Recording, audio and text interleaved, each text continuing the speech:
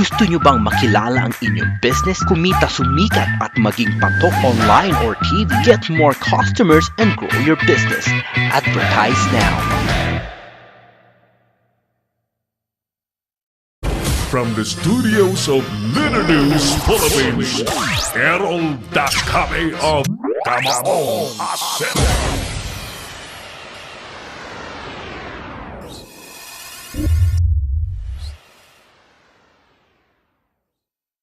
Po tayo sa ating palatuntunang Kamaong Aserong napapanood po worldwide.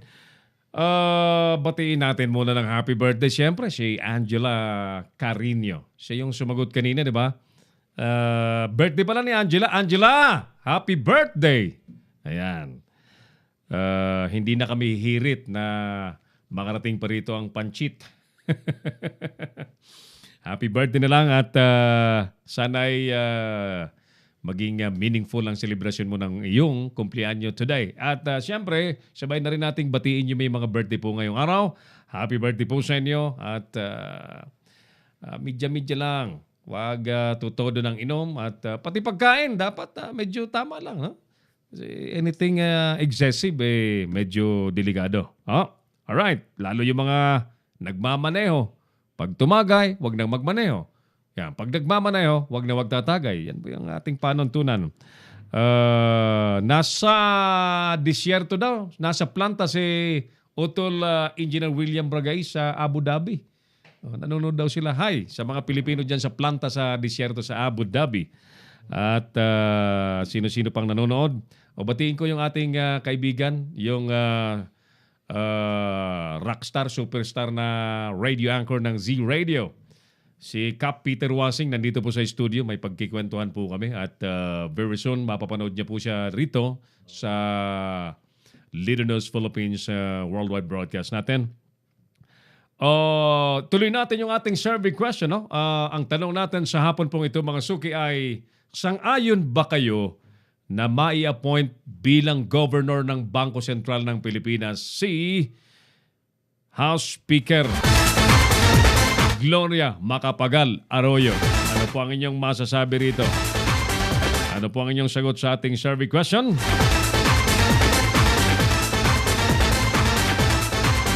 Ulitin natin yung ating telepono po, 0927-494-2175 at 09497365,000. At magandang hapong pong muli sa branch manager po ng PLDT, Baguio, si kaibigang John Gerald Marasigan. Thank you for accommodating us yesterday. At salamat sa possible collaboration na gagawin po natin para sa pagpapalawak po ng Litter News Philippines at ng ating mga mobile broadcast so that wherever we go, nasan man dako tayo ng Pilipinas ay magbo-broadcast po tayo. That's courtesy of the PLDT.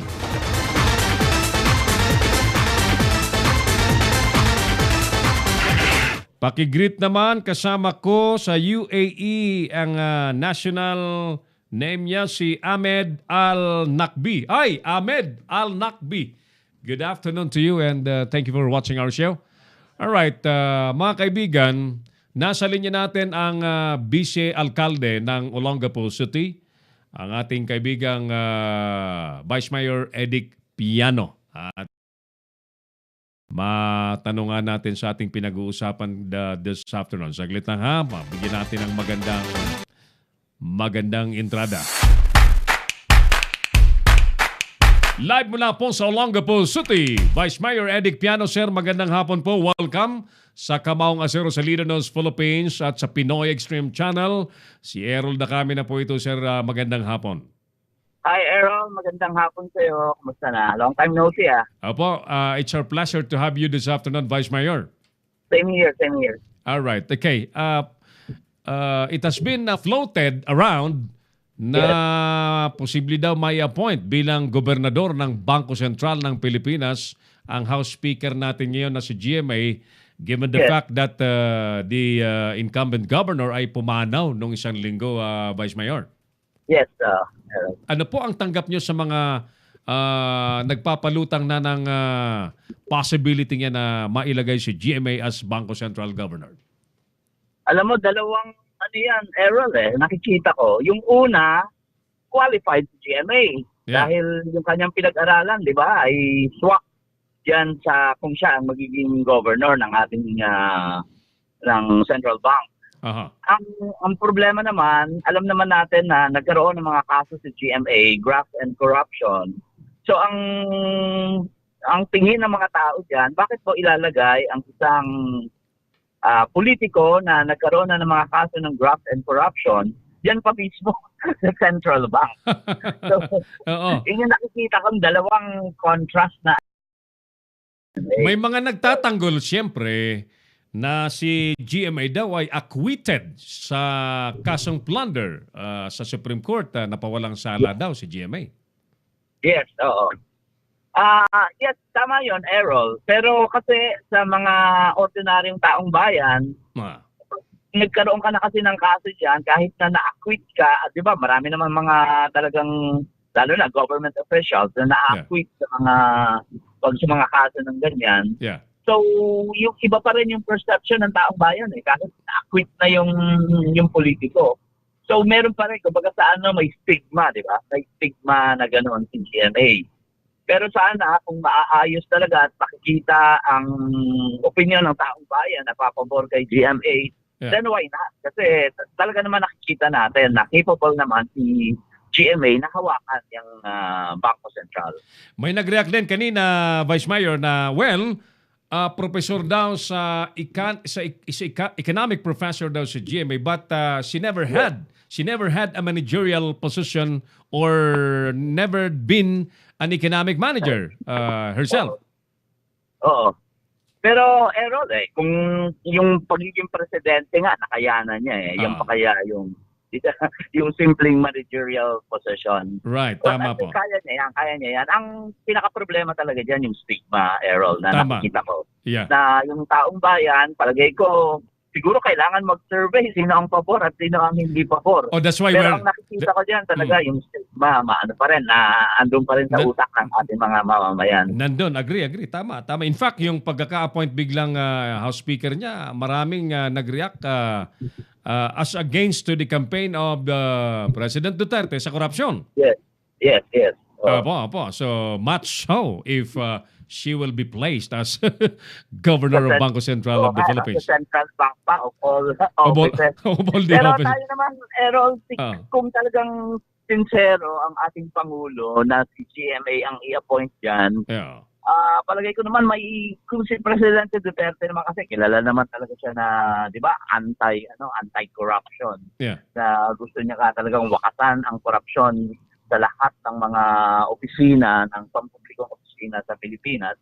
Kaya siguro in that case baka somehow may magandang opinion siguro kasi mataas pa rin ang trust rating ng ating Pangulo, di ba, Errol? Agree, yeah. So, marami pa rin naniniwala ng mga tao. Kung suportado siya ni Presidente ko, baka mapunta rin sa side ni GMA yung mataas na rating ng ating Pangulo. May mga nagsasabi naman na Vice Mayor, Sir, na palagay ko niya i-appoint talaga yan just to remove the possibility of still dreaming, GMA is still dreaming to be the next Prime Minister. Mga ganon, Sir. Yun na nga, yung pa isa. Errol, siguro nga para, lalo na yung mga natataka talaga kay GMA, na siya yung gagawing the next Prime Minister kung mababago yung sistema ng ating gobyerno. Yeah. Siguro nga, mas safe para sa kanila na ilagay na lang sa Central Bank ang ating dating Pangulo, kaysa naman mag-Prime Minister. Ganun pa tinitignan. Oo. Masyadong sensitibo po ang trabaho ng gobernador ng Bangko Sentral. Tama. At saka trust yan di ba? Imagine mo yung pera ng bansa ay pagkakatiwala mo sa isang nga yung problema kay GMA na dahil may mga kaso siya before at graft and corruption nga yun, Errol Yeah. Kaya hindi mo maalis talaga na hindi maganda isipin ng taong bayan. Actually, hindi po simpleng graft and corruption ang kaso niya. It was plunder. Plunder, oo, ayun pa, oo. Meaning sana extreme case na talaga siya. Oo, extreme Tama case. po, tama. Kaya siguro, kailangan natin pagbabalance. Hindi rin naman tayo, ayaw naman din natin maging judgmental, di ba? Talagang sasabihin natin na wala, kurap yan, yan. Tiwali talaga yan si GMA, na sinira niya ang bayan dahil sa corruption. Wala namang ganon. So, kailangan pa rin sigurong mag-isip ng maayos, yung yung maging level-headed lang siguro ang mga tao sa pagtingin sa ganitong issue. Siguro magagawa natin na Vice Mayor for now is abangan, siya ba'y talagang i-appoint, no? At Oo nga, yun, kaabang-abang yan, Errol. abang-abang. And still the discretion is with the president. Oo. Tama, all right. Allow or appoint or Tama po. Okay. Total, Vice Mayor, nandiyan ka na po and I understand, kayo po ay nangungumusta rin lagi sa mga taga-Olongapo City. Kumusta po ang sitwasyon dyan sa Olongapo? At alam ko po, napapalaban din po ulit kayo bilang Vice Mayor. Apo. Tayo ang acting Vice Mayor ngayon, Errol, dahil nga di ba na-suspende yung aming mayor, yung Vice Mayor namin, Yes, at sir. saka yung majority councilors nila na-suspende. So ang latest niyan, Errol, Aha. hindi lang suspension kasi supposedly babalik sila by March 4. Oo. Tapos na yung 6-month suspension nila. Aha. Pero yung MR nila sa Sandigan at Ombudsman, dininay ng Ombudsman. So yung kaso nila, magiging criminal yan, dire-diretso, sa Sandigan Bayan. At Aha. pagdating sa Sandigan Bayan, may automatic 60 days suspension. Again. Oo, again. Kaya ayan ngayon yung usap-usapan dito sa Olongapo. At yun na nga, siguro makabalik man ng ilang araw, pero masususpende pa rin itong mga dati nang nasuspende. At meron pang dismissal. Kasi dalawa yan, Errol, yung Oo. kaso nila Yeah. sa Ombudsman. Yung isa, suspension for 6 months. At yung isa, dismissal ng majority councilors. At ang pinag-uusapan din dyan, graft, di po ba? Graft and abuse of Yes, authority. oo, talagang graft and corruption na, lalo na kung ibinaba na ito ng Ombudsman sa Sandigan Bayan. Talagang graft na yan at may kulong yan, Errol. So yun yung medyo usap-usapan ngayon dito sa lungsod ng Olongapo. Hinihintay na madesisyonan ng Sandigan Bayan. Pero mga mangyayari po kaya yan na bago sumapit po ang Vice Mayor? Alam ko mabilis, Errol, pag napunta na sa Sandigan Bayan, alam ko Oo. mabilis na yung magiging desisyon. Aha. So baka nga hindi na umabot ng eleksyon, no? Palagay ko maraming matutuwang yung mga naghahanap ng ng sinserong paglilingkod diyan sa Olongapo. Tama. At yun na rin yung advocacy namin ngayon na talagang katulad ng sinabi ng ating Pangulo na dapat mawakasan ng korupsyon sa ating bansa. So dito rin sa local, talagang yun din yung pinupunto namin sa ngayon. Nakafocus kami sa graft and corruption ng mga local officials. Pero Lalo na lumabas na rin, Errol, Oo. sa COA, may mga COA report na talagang marami silang dapat ipaliwanag. Nako. Sana dahil maraming mga, yung mga budget, yung mga inilabas nilang pondo na hindi mapaliwanag. alam ko si Mayor Ann Gordon, marami pong sikretong pwede ring ibunyag sa publiko pagka meron. nakausap natin. Marami. Oo. Hawak namin kasi ngayon, Errol, yung report, yung COA report, Oh, mula kita nang mo. maupo yung aming, yung suspended mayor, mula nang maupo, Aha. talagang bawat taon mayroong mga, Notices, may no? nakitang mga butas ang COA Nako po, on talaga graft naman. and corruption yan.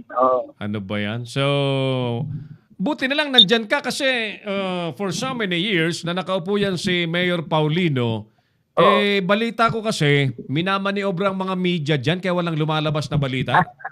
Yan ang totoo. Yan ang totoo, Ero. Kaya nga medyo tayo ng konti, medyo critical tayo ng konti sa yung local media natin dito. Oo. Kasi naman, pag may mga major na mga pangyayari, katulad yung mga major crime, Oo. hindi nila inilalabas dahil makakasama sa image ng administration ni Paulino. Well, So, ayan, kaya nagugulat na lang kami na Parang may nakita pa kami na sa payroll yung mga consultant, yung mga ganon, member ng media. marami Kaya, talaga. Maraming kababalaghan.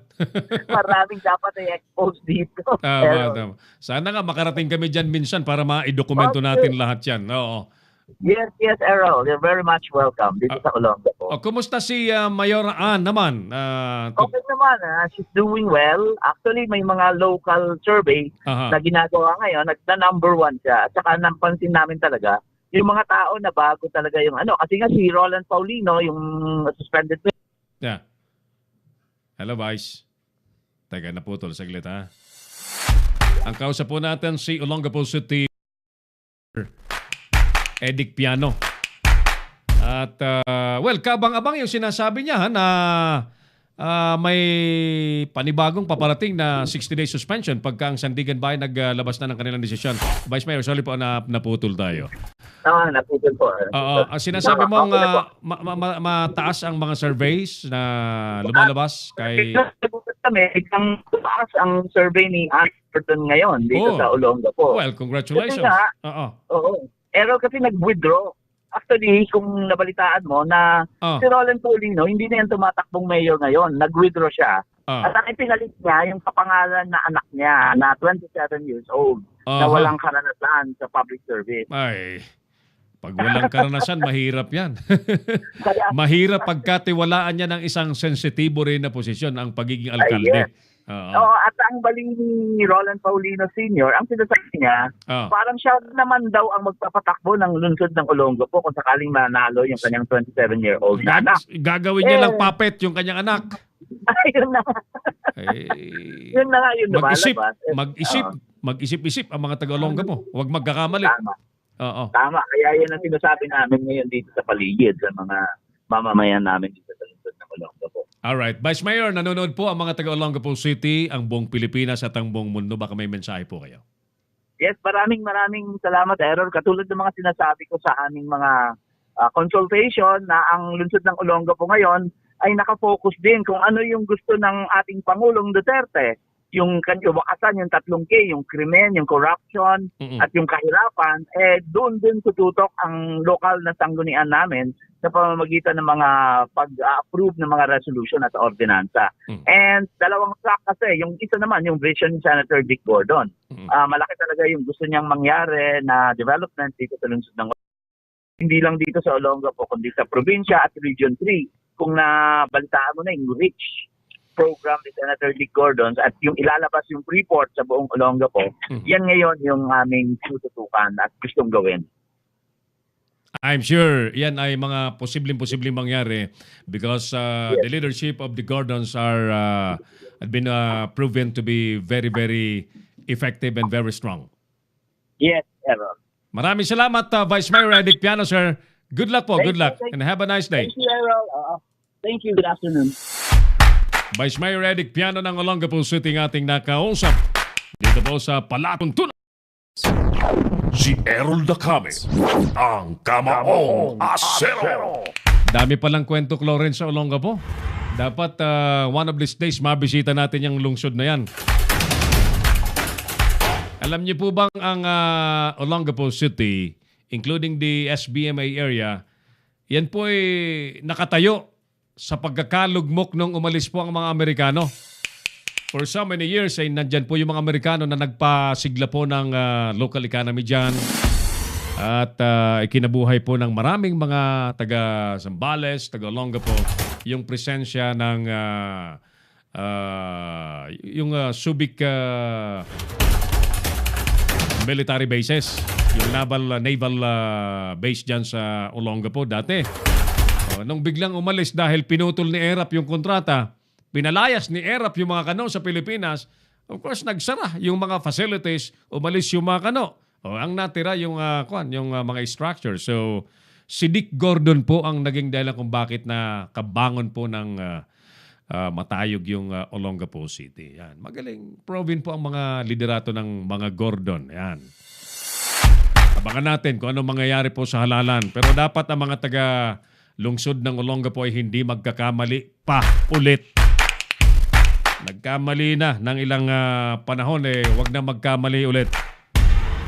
Batiin ko lamang ang aking tatay sa Quezon City, Tatay Domingo Aspiras Cañero, ang ating founder, president, chairman ng Hukbong Federal ng Kilusang Pagbabago. Sino pang nanonood? Engineer Abner Divina Gracia, Engineer Ronnie Esperanza, kasama ni Utol Engineer William Bragais dyan po sa Desert Plant daw sa Abu Dhabi. Yan, kumusta ko dyan mga amigo sa inyong mga trabaho? Pakaingat lagi at ang pamilya naghihintay lagi po sa inyo. Sino pa mga nanonood sa atin? Allow me to read the comments. Napakaraming comments natin na Clarence. Nasaan na ba yung ating... Dito muna ako sa wall ko. Napakarami rito. Saglit ha. At ito'y sa dulo na ng ating palatuntunan. At nang mabigyan naman natin ng daan yung mga komentaryo ng ating mga suki. Ayan, sige. Si Reginald Bico, sabi niya, kasi acquitted siya ng Supreme Court sa plunder na ibinintang sa kanya ng mga dilawan. Kung gusto na PRRD, okay lang, sabi niya. Paul Juan Olikwanan, station manager po ng Power FM sa Puerto Princesa. Sabi niya, questionable. Sabi niya, Paul, thank you. Hana Pindulan dyan po sa... saan ba ito si Hana? Sa Marawi City yata ito. Hana, sabi niya, hindi. June Del Rosario, ang ating idol naman na dating reporter po ng ABS-CBN, why don't they look for other person that had no track record of anomaly? Though she was acquitted, wala na bang qualified? I am not against GMA, but better to have fresh face that had the capability to that position, idol. Thank you, Sir June Del Rosario. Marcelino Consuegra, ang sagot naman niya, agree. Joel Brocales Primo, may-ari po ng mixed restaurant sa Makati City, sabi niya, no! Yan, capitalize eh. Reynante Reyes David, sabi niya, pwede. Jimbert Cheruales Brocales, no! Makakabuelo yan. Yan, sabi niya. Vic Vista Barameda, dyan sa Pasig City, naku po, baka wala nang lumabas na pera sa Bangko Sentral ng Pilipinas. Ang dami pa naman na pwedeng ilagay dyan. Kung sakali, bakit si Mrs. Arroyo pa, aka Mrs. ZTE Arroyo? ZTE, alam mo yung ZTE? Yung scandal sa yung kontrata ng Pilipinas at ng China na paglalagay ng yung North Rail project na pinutakti ng sandamukal na anomalya. Pinatigil ni Pinoy pagpasok niya. So, pero nakadali na ng napakaraming pera daw sila. Sabi hindi ko naman nakita na nagbigayan sila. Pero si Romulo Neri, marami siya sinasabi dati. Ano ang mangyayari kaya kay Mr. PRRD? Well, Vic, maraming mga nag-speculate na hindi maganda kapag i-inappoint nga ni PRRD si GMA dyan sa Bangko Sentral ng Pilipinas. Sabi ni Dave Baluyot, opo, Vic Enriga. Ano sabi ni Vic? May workshop daw siya ongoing, di makalis. Siguro nagsasalita si partner Vic Enriga, yung ating kaibigang political analyst. Sabi niya, kahabagan nawa tayo ng Diyos, sabi niya. Magpahinga na at wag nang maghanap buhay. Sobra na ang nahakot nila. Wag pasukan ng politiko ang Bangko Sentral. Kagaguhan yan, sabi niya. Alam mo ito si Vic Enriga, bihira ito magsalita ng ganito eh. Thank you, partner Vic. Dati ko itong partner sa DZAR Sunshine Radio. Magka-tandem kami sa radyo. Susana Monasterial. Happy yan. Si GMA, nasa palad niya na ang limpak-limpak na salapi. Madali nang mangulimbat, sabi niya. Henry Asistin, yes! Ayan, sabi niya. Ayan, mahaba-haba. Diretso ko na lang dito. Carmelita Omley, OMG! What's going on? The Philippines, sabi niya. Marisol Asuela dyan sa Parañaque City, grabe! Sasabihin niya na naman, I am sorry. Nakakatuwa itong sagot ng Sumagot ulit si Vic Enriga. Marisol, national finance. She's supposed to be an economist in theory. She was an economic professor but not economic manager. She is unfit for the job. Thank you, parang Vic. Jeric Pension Bahakan sa... Nasaan ba ito si Jeric? Sa Bulacan yata ito. Capital letter H-I-N-D-I. Hindi. Hindi ang sagot niya. Ray Digia, no. Teofilo Santos, nag-uulat sa Bulacan. Sabi niya, wala bang iba? Ha, ha, ha, sabi niya. Mike, ng MCBO, pwedeng ex-OFW sa larangan ng banking and finance. Di ba si Tito Venecio Vano Ligaspi? Ayan. So, sige. Marami mga suggestions dito, no? Nasa na yung ating live video. Puntahan muna natin para yung mga nag-react sa ating live video. OL, sa mga nandyan, Jombert Clet, Manoy sa Australia. Maray na hapon tabi dyan. It's a crazy. Ano yan? Crazy. Plan. Katarantaduhan, magnanakaw, ipipwesto sa Bangko Sentral. Angela Tijano Carino, thank you for the greetings. Daryl Soles de la Vega, ako sir, bukas pa pabati na lang, bukas sa hehehe. Advance na ito natin si Daryl, Clarence. Daryl, sa Batangas, happy birthday to you. Sana'y malasing mo sila. Oliver Licop, sabi ni Chris Capistrano, hindi po ako sang-ayon na maging BSP Governor si GMA. Bevian Villanueva, ay, wag lang si GMA.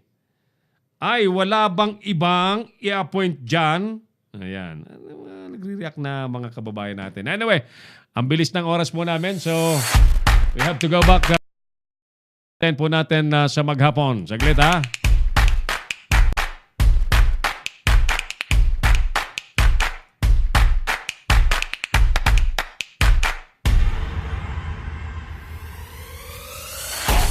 Duterte, hihilingin po sa Kongreso ang emergency power laban sa trapiko. LTFRB dadagdagan po ang fuel subsidy sa mga jeep ngayong taon. Dating driver na De Lima, mga kaibigan, na contempt ng tumangging tumestigo laban sa kanyang amo. Metro Manila Subway sisimula na ang konstruksyon. OWA, kinumpirma ang pagbibitiw sa pwesto ni Arnel Ignacio. BOC, nangakong re-resolbahin ang port congestion. Mambabatas, ipinauuna naman ang mga Pinoy sa mga trabahong malilikha ng gobyerno. International vessel ang pinanggalingan daw ng drugs na nasa kote po sa Davao. Dahil naman po sa leave benefits ng dating empleyado, ex-mayor kinasuhan at PNP. Posibleng papanagutin ang 2 pulis na natakasan po ng 2 hard killer. Malungkot na balita yan, ano? Kasi kahit mapanagot mo pa yung 2 pulis, nakatakas na po yung 2 kriminal. O bueno, kung tayo naman po ang sasagot sa ating tanong mga suki, sang-ayon ba ako o hindi na may appoint po si GMA bilang bagong gobernador ng Bangko Sentral ng Pilipinas? Una po sa lahat, linawin ko lamang na, discretion po ng presidente ang pag-appoint ni naman ng kanyang makakasama po sa pamamahala.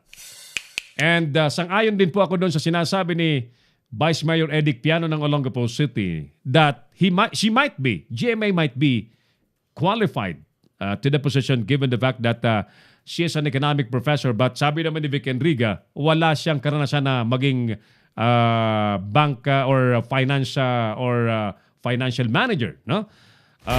Pero naging presidente po si GMA. Nga lang mga kaibigan, ito ang malaking issue po. Ang dating presidente na ngayon po ay House Speaker na si GMA ay humarap na po yan sa kasong plunder. Alam naman natin, sa korte mga kaibigan, may maraming kwento ng kababalaghan, di ba? Mga may salang na-acquit, mga walang salang, nako-convict. Maraming ganyan ang nangyayari. Kaya nga, mismo ang presidente natin naiinis sa justice system at gusto niya pong baguhin ang sistema po ng hustisya sa ating bansa. Straight na sagot ni Errol na kami. Wala na bang iba? Abangan natin sapagkat in the end, mga kaibigan, discretion pa rin ng presidente yan. Kaya lang, kung i-appoint po dyan si Speaker GMA as Governor of the Bangko Sentral ng Pilipinas, for sure, marami pong mga reaction dyan na aanihin ang posibleng aksyon po ng Pangulong Duterte. With that, mga kaibigan, kami po magpapasalamat na sa ating mga nakasama sa Paglilingkod Bayan today. Mga nag-report po sa atin, Jojo Sicat, Boyet Guillermo, and PJ Cabrera. Ating palatuntunan po habang nasa labas pa ng ating studio si Engineer Oliver Lico, ang ating operations unit. Pinalapad pa rin po ni Clarence Sanday ang ating broadcast officer. Pangalan pa rin po ng lahat ng sumusuporta sa ating palatuntunan sa Lidenas Philippines at sa Pinoy Extreme Channel. Ako pa rin po ang inyong kamaong asero, si Errol Lacame. Maraming salamat. God bless Pilipinas! Inyong napanood ang mga batas na banat ni Errol Lacame sa Kamaong Asero. Abangang muli dito sa Little News Philippines.